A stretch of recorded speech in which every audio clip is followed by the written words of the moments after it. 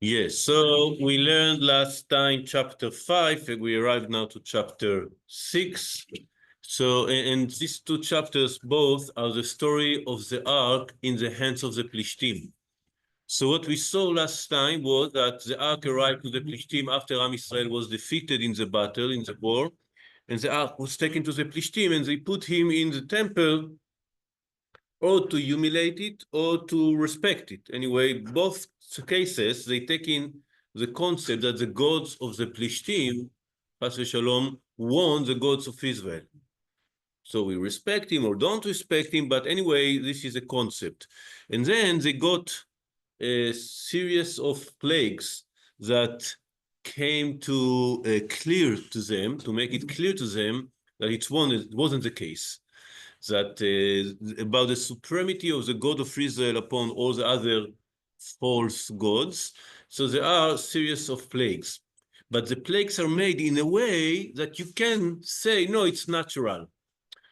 So the ark goes from place to place. We saw three different the cities of the Plishtim. There were five. It was three of them. And gradually they come to understand that, yeah, the cause for that apparently is the ark. They are not convinced yet, as we're going to see in this chapter, but it was quite clear already that it has to do something with the ark. And everybody is, when the ark arrived to a new city, everybody is angry about that and people start dying. And we saw that it also was each time worse, right? Each time was more severe plagues. In the beginning, only the god, and after that, in their body, and after that, in the death, the same as was in the plagues of Egypt. In the beginning, against the god, after that, about the body, and in the end, people are lost their lives.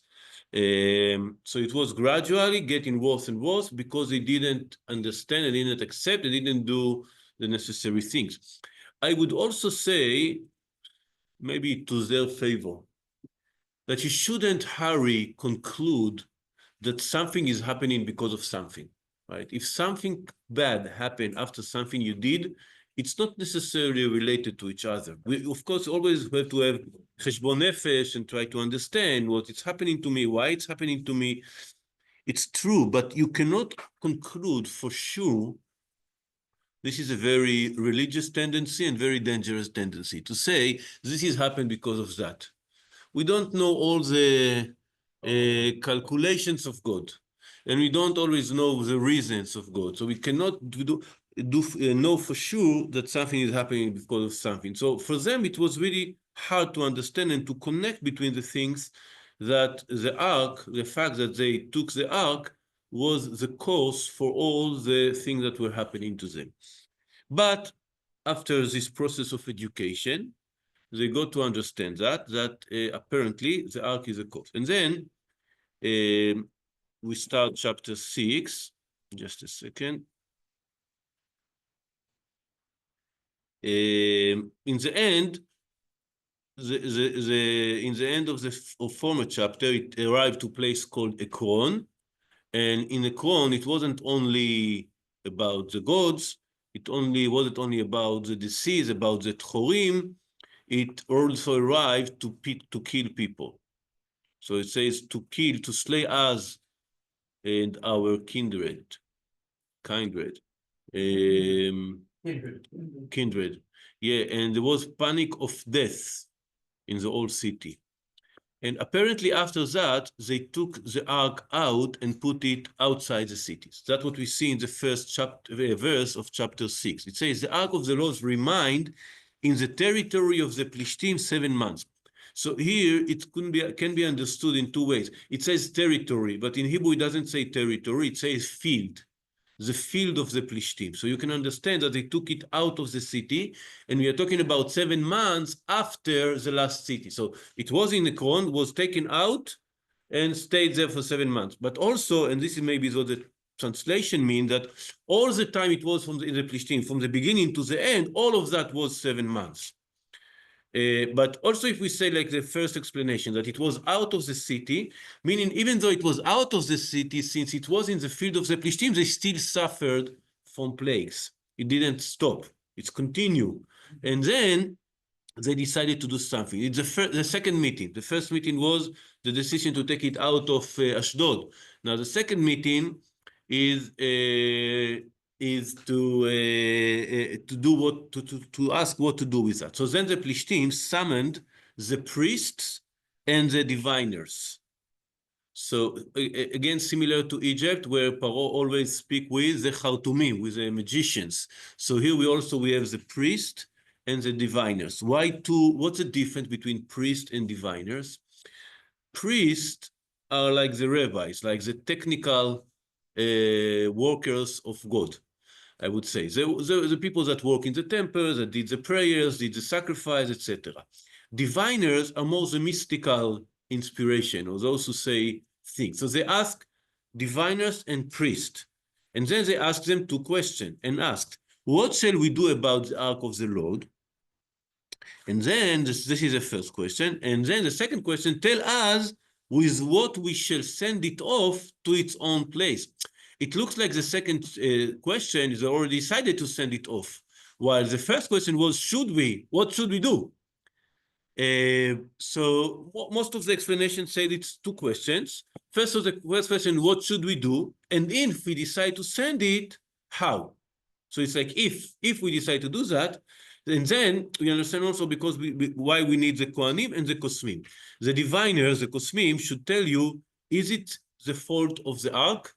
All the things that were happening to us. So they know like the reasons behind the scenes.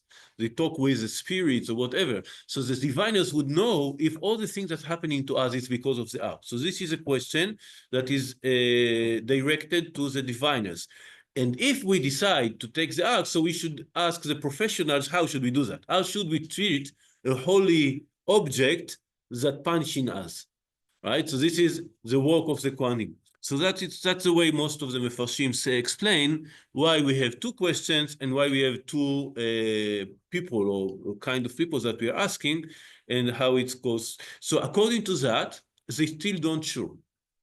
They still don't know for sure if the reason is the ark. So they want to ask if and then how. So they answered, if you are going to send the ark, again, so who answering first? The Kohanim, the priest asked about the technical question, how should we do that? So if you're going to decide that it is because of the ark and you're going to send it away, send the ark of the God of Israel away, do not send it away without anything. You must also pay an indemnity.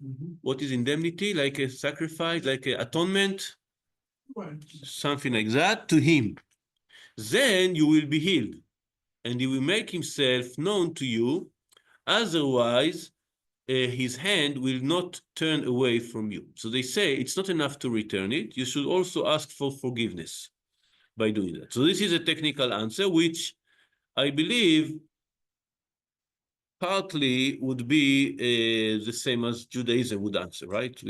So we say you don't only return the things back to what it was before, but also you have to fix it, to do something to atone it.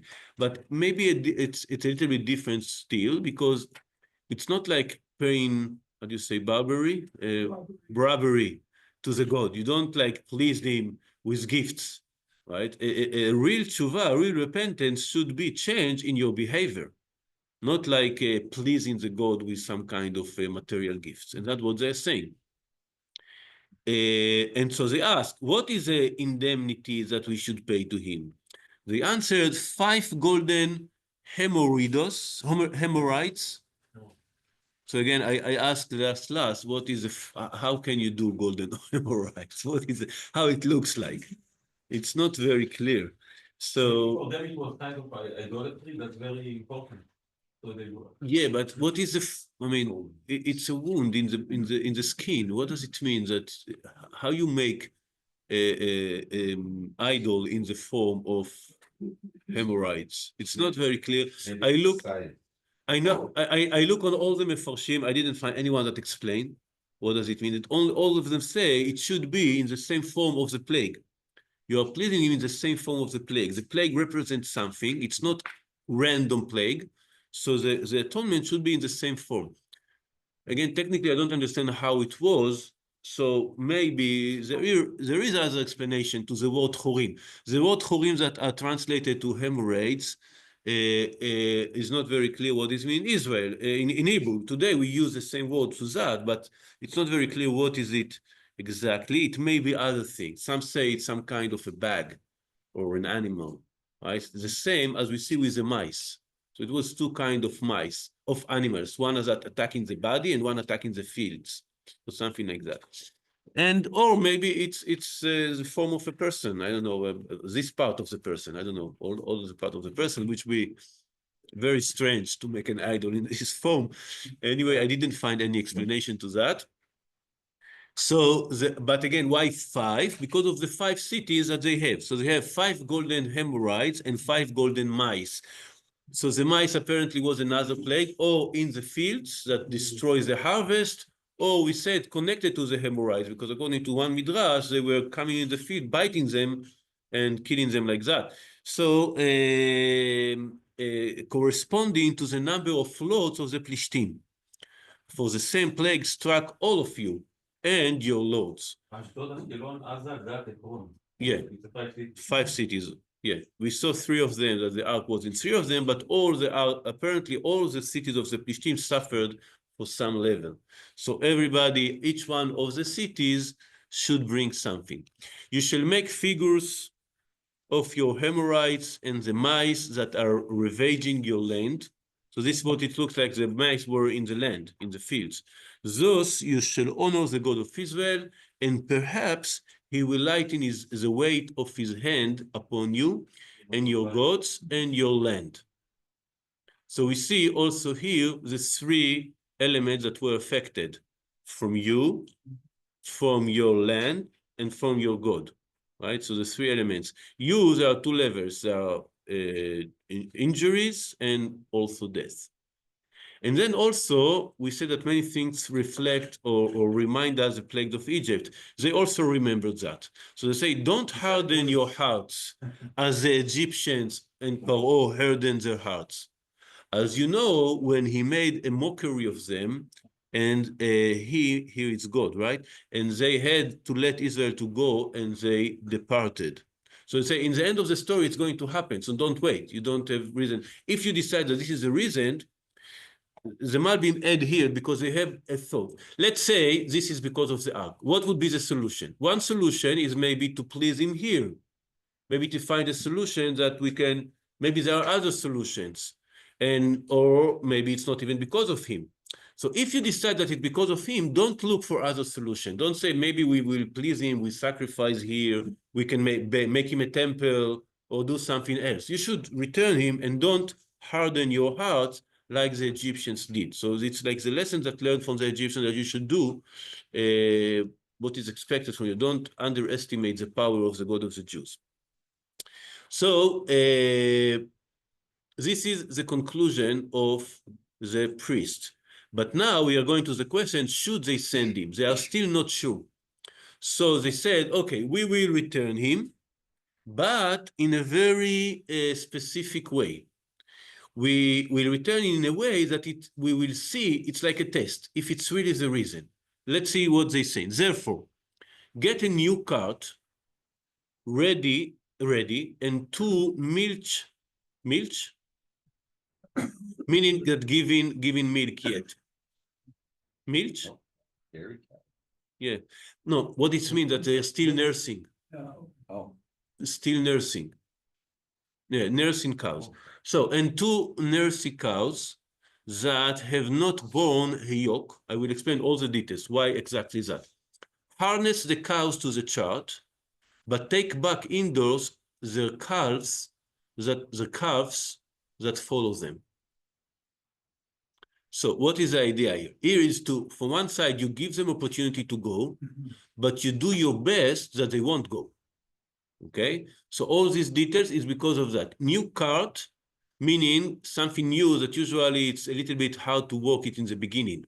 Okay, the wheels don't go very smoothly and it's not yet built. So you send them let's see, maybe first, let's see the next verse and then return to that. To take the out of the load and place it on the cart and put next to it in a chest the gold objects you are paying him as indemnity, send it off and let it go its own way, meaning you are not taking the cows and leading them. You just let them go. And then you watch, If it goes up the road to Bet Shemesh, to his own territory, it was he who has inflicted this great harm to us. But if not, we shall know that it was not his hand that struck us. It just happened to us by chance, by randomly. It's connected to Midrash from the last parasha that mentioned that the animals in Mishkan used to walk by miracle. They knew the route by themselves. So Yeah, and so again, what we are doing here is that it's a test. We let them go and we'll see. If they go to Israel, to Bet Shemesh, meaning that was the reason. If they don't go, it was just random plagues. Now, not only they are sending him, as I said, they're doing everything to make it harder, that it won't gonna happen. This is like a real test. So let's see the details. First of all, new cart. As we said, new cart doesn't go smoothly. So it's going to be harder for the cows.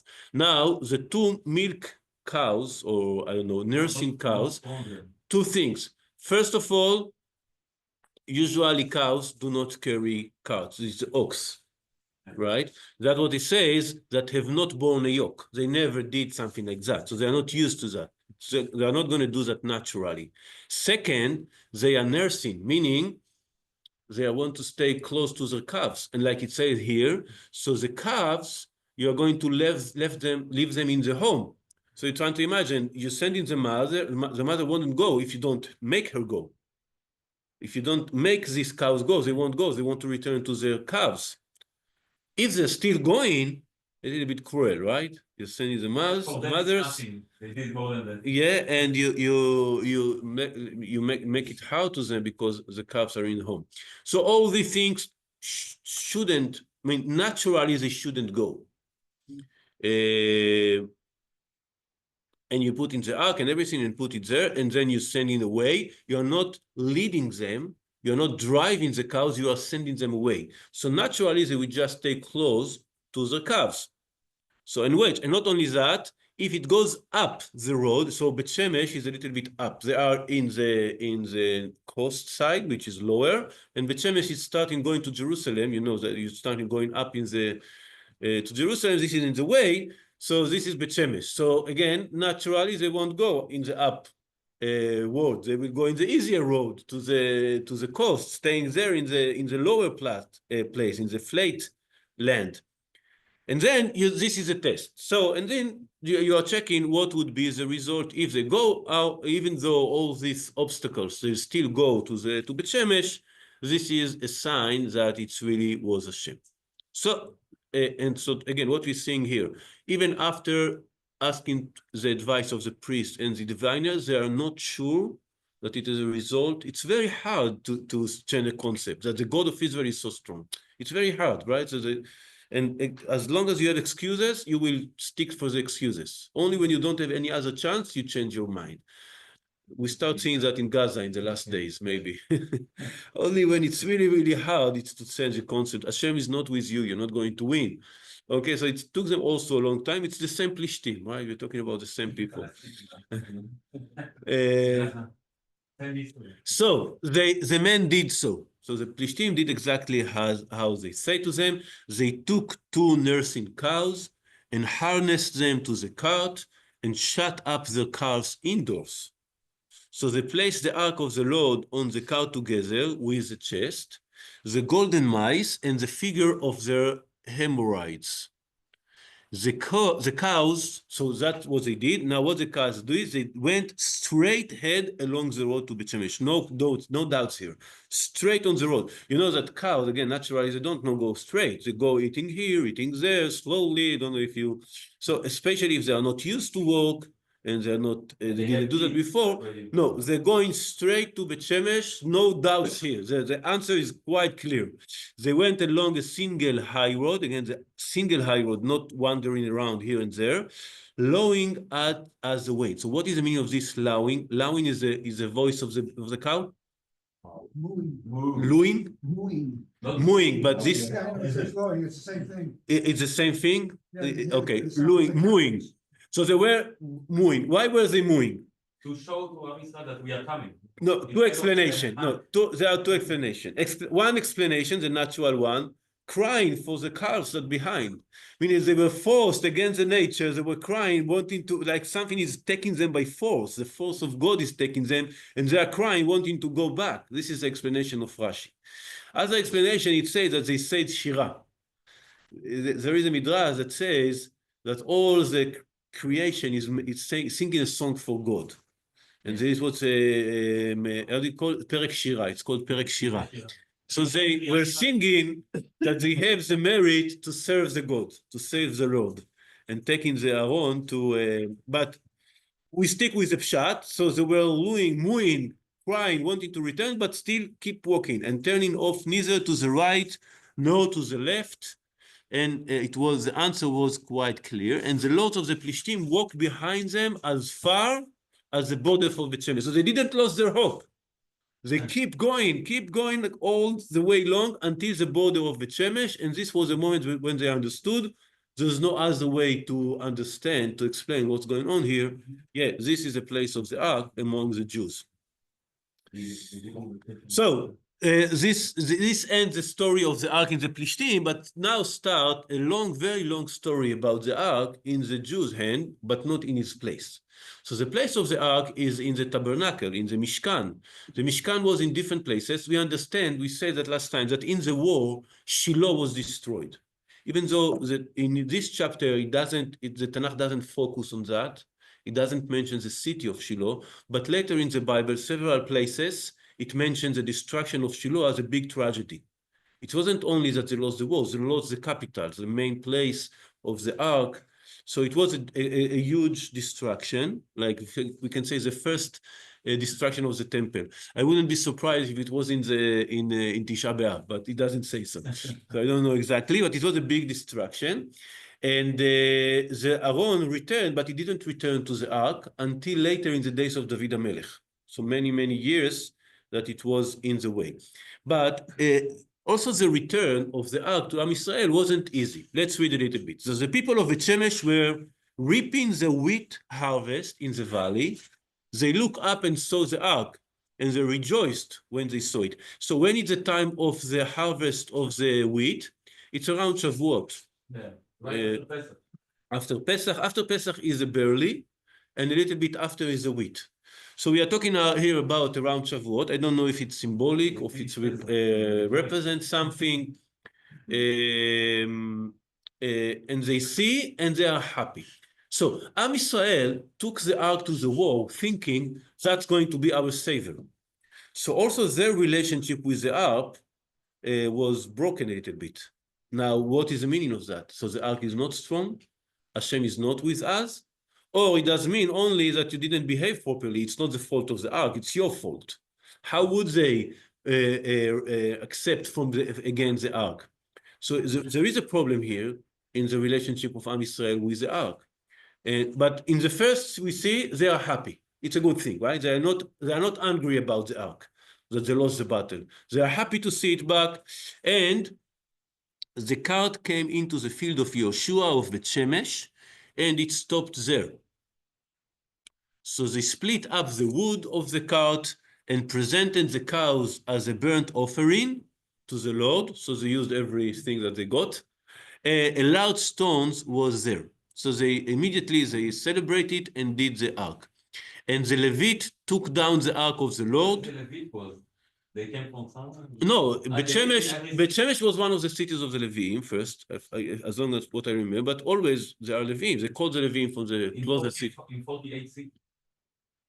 So, yeah, it wasn't hard to find Levi, right?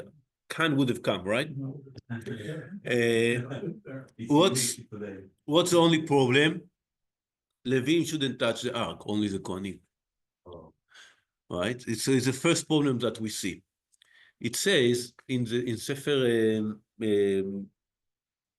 Shmot, in our Sefer, no, I don't remember, it's short. It says anyway that the sons of Kehat should cover the ark, and only after, the Kohanim should cover the ark, and only after that, the sons of Kehat can take the ark. They cannot take the ark, they cannot touch the ark, they cannot do anything. And here it says Levi'im. So the Levi'im took down, we can still say, you know that Kohanim are also Levi'im. Maybe it's Kohanim, Levi'im that are Kohanim. But okay, let's see what's happened. So they took it down, and the chest beside it containing the gold object, and placed them on the loud stone. Then the men of Beth Shemesh presented burnt offering. So they took also all the things that they sent, all the gifts, presented burnt offering and other sacrifice to the Lord that day. Only after that, then the 5 lords of the Plishtim saw this and returned to the same day to Ekron. The following, this is like in parentheses, the following were the golden hemorrhoids that the Plishtim paid as an indemnity to the Lord, for Ashdod 1, for Gaza 1, for Ashkelon 1, for Gat 1, for Ekron 1. We have Kiryat Ekron, we have Ashkelon, and we have Ashdod. I'm going to have Kiryat Aza. Okay, anyway, interesting. There were 5 of these hemorrhoids, Tchorim, but the mice wasn't only 5. The priest said, send 5 of this and 5 of this. They sent 5 of the hemorrhoids as of the lords of the Plishtim, but the mice wasn't. It wasn't like that. As for the golden mice, the number accorded with all Plishtim towns that belongs to the 5 lords, not only the cities, all their other towns, both fortified towns and unwalled villages, meaning from the biggest to the smallest, as far as the great stone on which the ark of the Lord was set down. To this day, in the fields of Yoshua of Beth Shemesh. So again, the priest advised that, but the people, all of the people from all the cities of Plishtim was joined to the effort to bring these mice, apparently because everybody suffered. Each one of the villages had a problem, maybe in the body or in the fields, in the harvest, everybody was suffering, everybody sent mice of gold to the Jews. But then this is like, in parentheses, all the good. Until now, we don't see anything wrong. The only thing that maybe we see wrong is that the Levi'im touch it and not the Kohanim. But we don't see anything that clearly the Bible says that it was bad. But let's see. And then the Lord stuck at the men of Beth Shemesh because they looked into the ark of the Lord. It doesn't say into in Hebrew. It's one of the interpretations. We'll talk about that. They look on or in the ark of the Lord. He struck down 70 men among the people and 50,000 men. This is a strong way to say that. What does it mean, 70 men and 50,000? 50,000 and 70, no? Where the leaders. Yeah. Yeah, okay. So, The Sanhedrin or? okay, I will explain. Like they came inside the Kodesh HaKodashim, the same idea. Yeah, but I'm talking, so we have to ask you 2 questions. First, what was the sin? Why was this plague against the people of Beth Shemesh? This is the first question. And the second question, what is the meaning of this number, 50 and 70,000? 50 and 70,000, right? It's a little bit, we also should ask, 70 and 50,000. 70 and 50,000. And really, how many people were in Beth Shemesh? I mean, it's a huge city, 50,000. I think even today, you don't have 50,000 people in Beth Shemesh. It's there is. Yeah. I think it's a big more and more. Okay, so just let me read the end of the verse and we answer all these questions. The people mourned, for he had inflicted a great slaughter upon the population. So, what was the sin? I think the Radak brings 4 options. The first option, it says in the translation of Yonatan, that they were happy.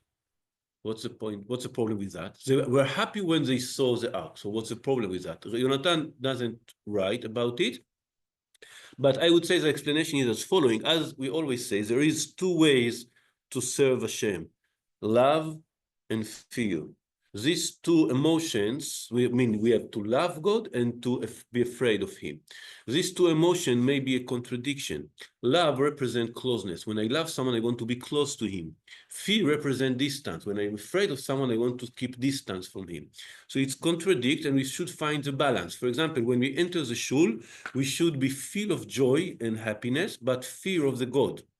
2 things together. Closeness and distance, always, right? So apparently they were more to one side and left the other side. They were too happy. They feel too close and they felt too comfortable near the ark. And maybe so they didn't send the Kohanim, they didn't treat him in the same way. The second explanation that it's mentioned in the Midrash, that they didn't stop walking. They were happy, but they kept walking, like the priorities of the work and respecting to the Lord, respect the Lord. So they didn't kept the right balance between the two things. It's a little bit, I don't know, so 50,000 died for that. It's a little bit harsh. But maybe, yeah, you know that everything related to the ark, to the holiness, is more strict. We saw the two sons of Aaron losing their life. So everything when you are going to higher, holier place, the danger, the risk is bigger. Then there comes the third explanation, which is a little bit opposite of the former one.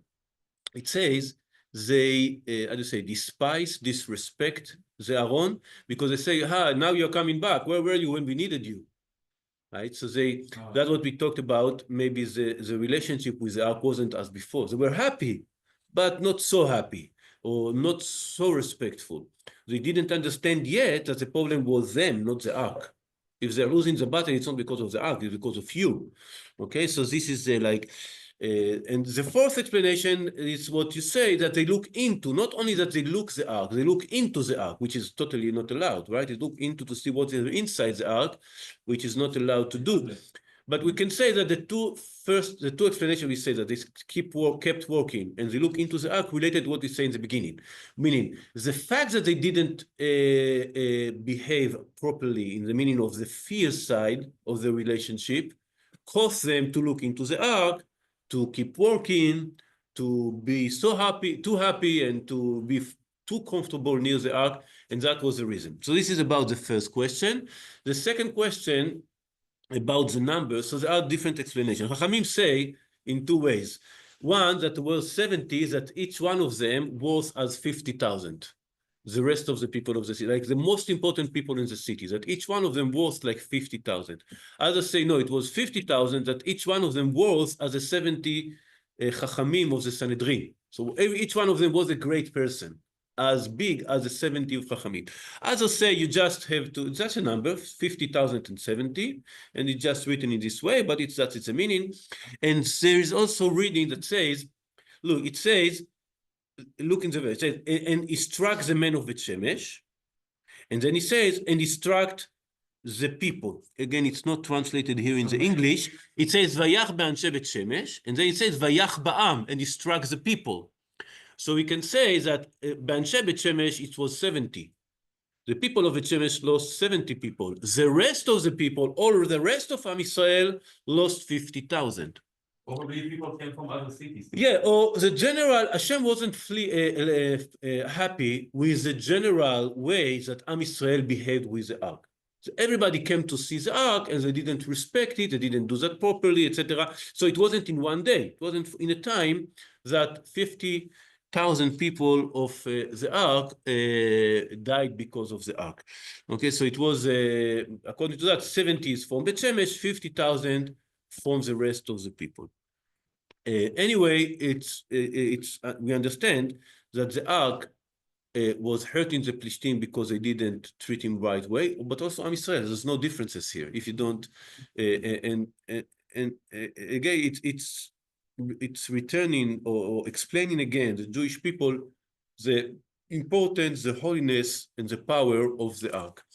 So, and the men of Bet Shemesh asked, who can stand in attendance on the Lord, this holy God? So we can see they learned the lesson. It didn't take to them a long time.